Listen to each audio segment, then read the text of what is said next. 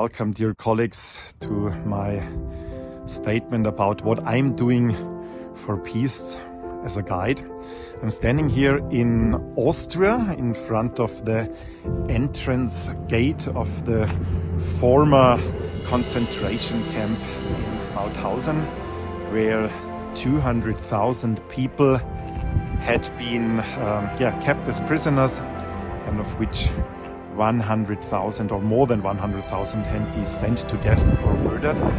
And I had an amazing teacher here. He was guide in Yad Vashem and asked me, what's the message we want to talk about here? What should our guests go home with? And I remember quite well from my youth when I was coming here as a student that it was just a very emotional place. I tried to close my eyes because the guides had been very, very terrible. Because they made it a horror story here. They talked about all the details the Nazis have done in these barracks here later, in the prison, in the hospital, so-called hospital and so on. And this guide, this trainer from Yad Vashem told us, horror stories don't help here. What's the message, what you want to talk about? And my message here is that it doesn't matter in which situation you are, there's always a chance to decide. So I'm focusing here on the stories of the victims, but also of the side of the Nazis. What happened that they have become such people? And I'm asking here my guests questions.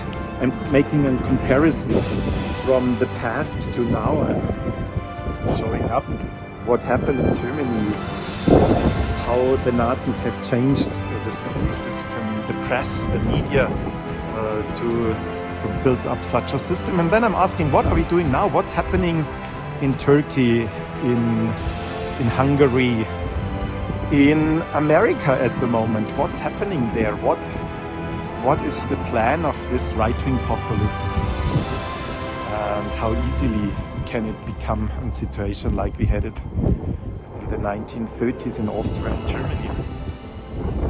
So I'm asking here political questions, unbetween questions. And at the end, I'm drawing the attention to that we all have the chance to do something against that, like Louis Häftlinger.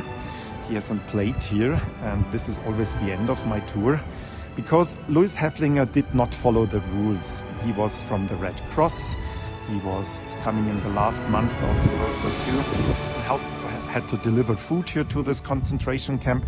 And his order was to stay neutral and to not inform somebody, but he did this.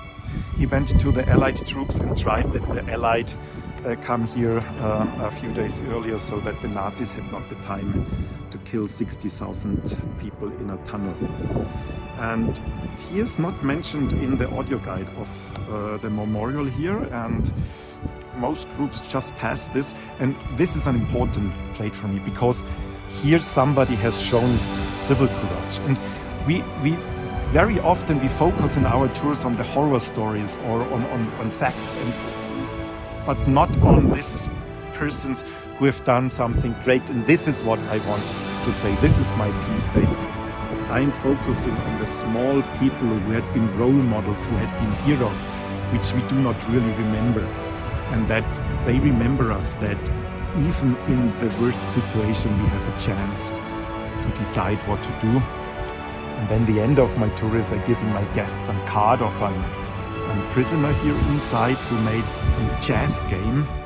And he said, yeah, even if you're by yourself in a very, very terrible situation, you can decide to have humanity here, to help others, to see the good side of the life. And I think this is what I want to do in this time where our planet getting more and more difficult with the right-wing populists everywhere, where people are so afraid with the climate change, the digitalization, all this change processes, what's going on.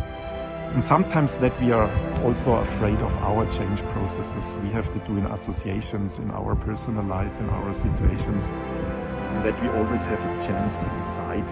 You always have a chance to decide. And that,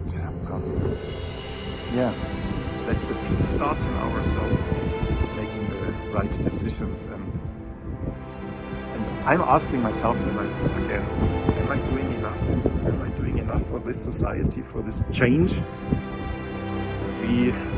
Is this the role of tourist guides, that we explain the change to people, to people who are traveling, who maybe have at the moment during the travel some more open-minded situation where they can take down the borders or their fear of foreign situations? Are we asking enough? Are we doing just comfortable tours to have fun? Or what's the message again? With that I want to end here. What's my message in the tours?